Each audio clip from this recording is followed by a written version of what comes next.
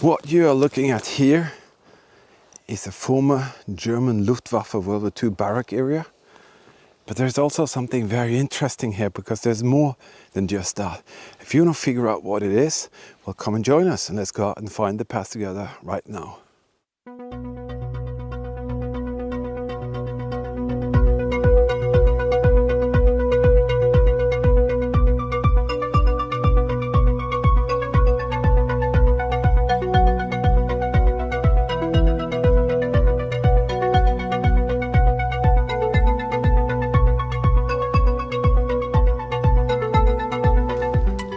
Even before the Second World War, Germany started the rearmament. They were not happy with what happened after the First World War.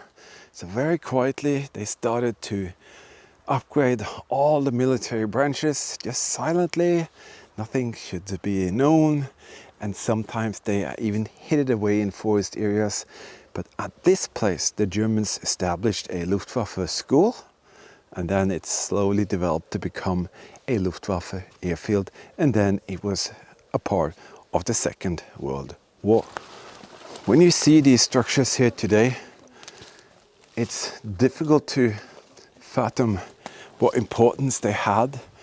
But let me tell you, they were very, very important because all of these were full with soldiers, cadets, that wanted to serve their country. They desperately wanted to serve their country and be part of the Third Reich. Somehow hundreds of thousands of them started before the war to become Hitlerjugend and all kinds of aspirants and cadets and just young men who wanted to do exactly what Hitler said. We're going to create the Third Reich and we're going to be great again. Middle of the forest here is something rather strange. Looks like a hoistable mechanism with cables and things. What on earth is that? It's definitely a contraption to raise up something.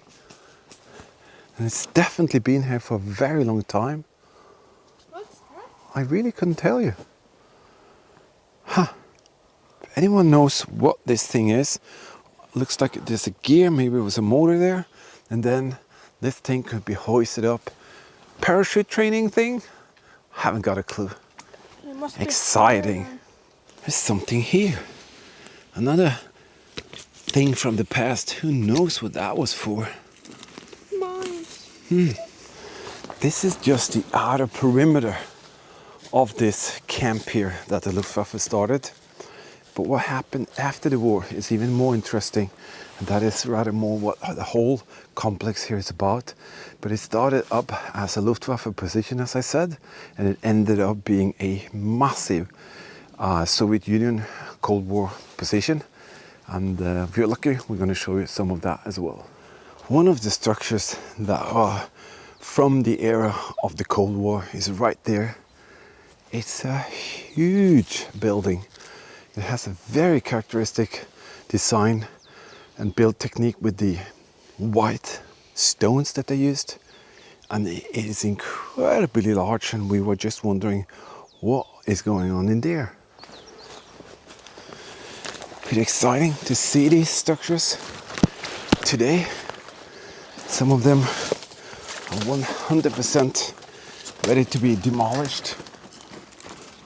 Tons of hallways, graffiti, Russian writing, it's all there. And these are the leftovers of that time period. Just behind here, there's a barrel. Who knows what used to be in there? But it's a Cold War item. And it's just standing there in the middle of nowhere here in the forest. You see this open square here? This is just a part of the beginning of the camp. And you can see how far in that goes. And behind me is this massive structure. But the building here, that is the Russian made. And the building next to us here, that is one of the first Luftwaffe barracks that was built. And it's very often recognizable by the See those on the top there? Those, that very often tells us that that is a time period of the Second World War, the German Luftwaffe. And that is what we're looking for here. We're going to try and find the Luftwaffe structures first, and then if we're lucky, we're going to show you some of the other features that are here. So now we are entering what used to be a grand barrack where the soldiers rised and shined every day to become German Luftwaffe pilots. And look how it looks today. Paint is the only thing that kind of lives on here because it keeps falling down from the wall, so in that way it is alive.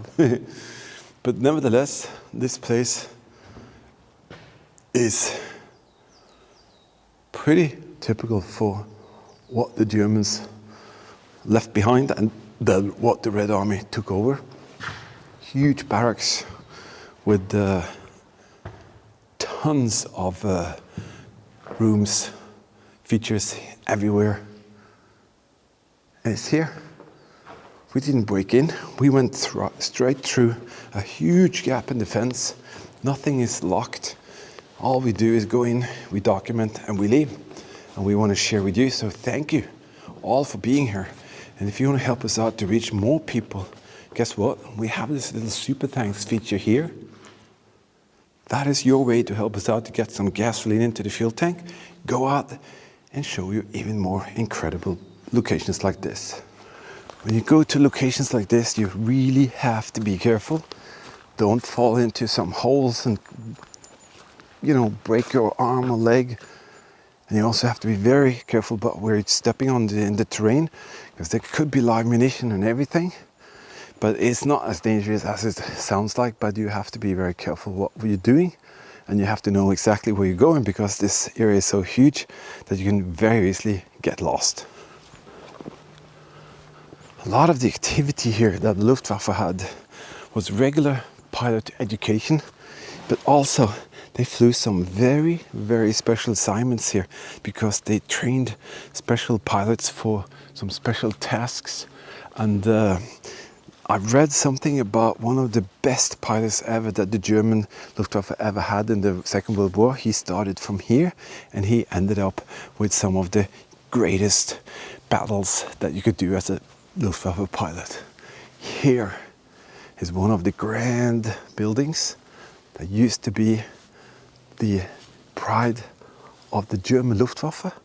Today it is a total wreck and everything is broken. All the windows are messed up, but some of them are actually open, so I think we're going to go inside and have a look.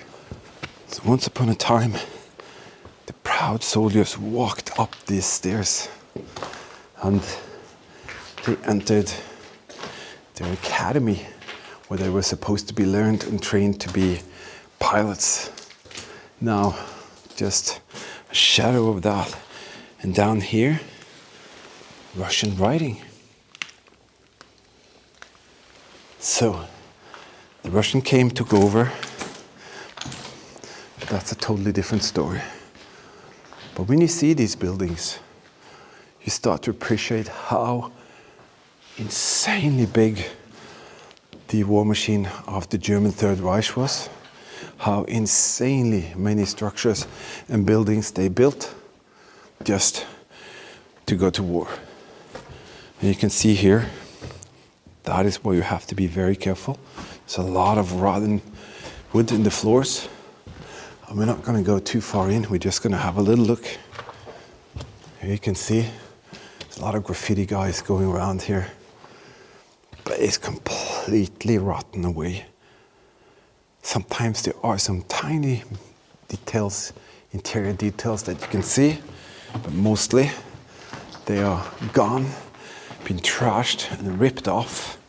So not often you can see more than what you see here. Empty rooms. Sometimes there are these huge basements, like what we're going to go into here now. and the basements are even as large as the barracks themselves. See that?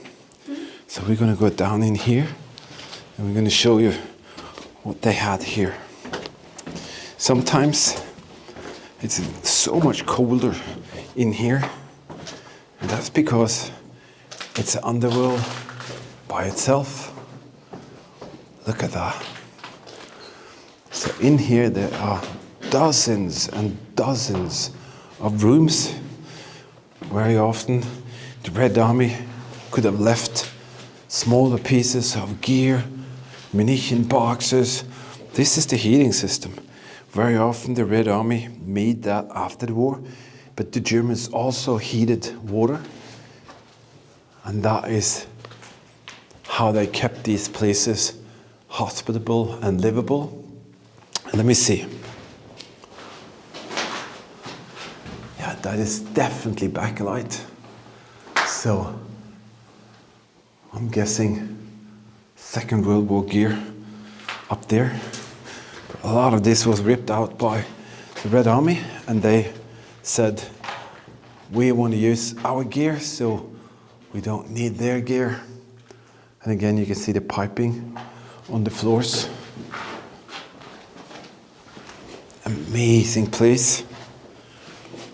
These are like mazes on the ground, and you really have to be careful also because tons of glass, a lot of dust, and if a lot of people go in at the same time, it can become very, very dusty in the air. Believe me. Me and Eagle Eyes, we are so fortunate to be able to do this. We want to say a massive thank you to all of you who watch, subscribe, comment. Please remember, every second you watch, the YouTube algorithm is helping us out. If you skip, you're destroying that good work that we do. So watch the videos in full and you will get a better context of what's going on here. Also, thank you to all our Patreon team members, to all of you who donate and PayPal thing. And I promised some of you who are very kind and donated something through the super thanks feature here. That's a very simple way for you to help us to put some gasoline into the fuel tank and go out and find even crazier stuff like this. So I promised I'd make you historical, and I will. So I took this list with me all the way from home, and I put down all of the names that came in before we left that designated or dedicated a donation to us for the Eastern Front trip. So thank you, each and every one of you on this list. You are doing something special for us, and we appreciate that so much. And now you are historical. Thank you all. And Eagle Eyes just said, Daddy, they've been with us the whole trip, and you have. And I'm very, very happy with that. He just created a little smiley. Thank you for that, Eagle Eyes. But let me show you something. We have taken you along to this fantastic lost city that you're going to see more of. So thank you for doing that. You can see here, these buildings are so big. And this is the road system that is in here. Several kilometers of road systems in here. And everywhere there is sewer in the ground, electrical cables, they had running, hot and warm water, everything. They had everything. These here, they are the original Luftwaffe barracks. This was where the cadets, if you can call them that, started their career, and they're still here. So let us enter what we know for 100% for sure was the training grounds for the Luftwaffe crews. Of course, the Russians did their stuff. That's the weird paint schemes that you see everywhere. So you can see that these are definitely the Luftwaffe positions. Here you have a little shower room, it looks like. These, I guess, are all rooms for the troops. And with 2 stories, a lot of guys would be able to be in here. Strict system. You have to rise at a specific hour. You can only go to bed after some specific chores has been done. And you know, soldier life. There's not much that kind of looks like what it would have been during the days of the German Luftwaffe. But nevertheless, it's very, very cool to be here and at least see the structures. I don't know what's going on with those frames they had in the windows, but there are bats here, and bats are kind of considered sacred here. So if we see any bats, we just leave. Normally they don't bug us, we don't bug them. So again, you can see the paint coming off. It's fascinating to be here. This is where the first months of a Luftwaffe pilot's training would be. Who knows what type of flying aces came out of these specific barracks. There's a loft, concrete steps, staircases. That is good. But if the loft has wooden floor, I'm not gonna enter. It's concrete all the way here at least.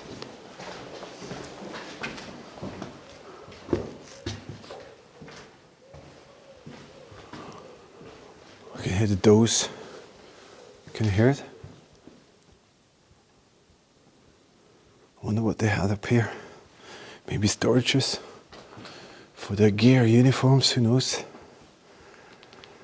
It's pretty big. Yeah. That's a very strange window type. Never seen that before. Is that out from an aircraft? Very strange. Alright, let's go down. Another one of the barracks basements. Just wanted to have a peek down here. Looks a bit more tidy in here, you could say. No graffiti. And this is more like it. This is more what it would have looked like with the white paint. The Germans would never have used this stupid green, black, blue, whatever they did. So I think this could very well be original from the time of the Luftwaffe. I really think so. There's actually a toilet there? You gotta be kidding me. Used to be a toilet right there. Huh. Very, very special thing to see.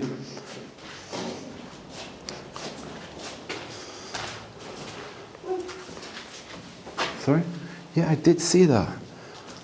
I think that is for the chimney. You can open these and clean up the chimney or something. No. I think they are. And I do think this is pretty much how it was during the time of the German Luftwaffe. I really do think so. Eagle Eyes just said, Daddy, it's a whole city. And he's right. It is a city for soldiers. And they had everything they needed here. They had their reason, that was to be a part of the Third Reich, and their ideology. They had their means, they got their resources, and somebody had a plan for them. And that is exactly what happened. They executed that plan, and we all know that the German Luftwaffe created a lot of havoc to the Allied forces and cities all over. And this is basically what these guys did. They trained to do just that. They trained to be killer machines. They trained to operate their aircrafts to be able to take out what they thought at that time was their worst enemies.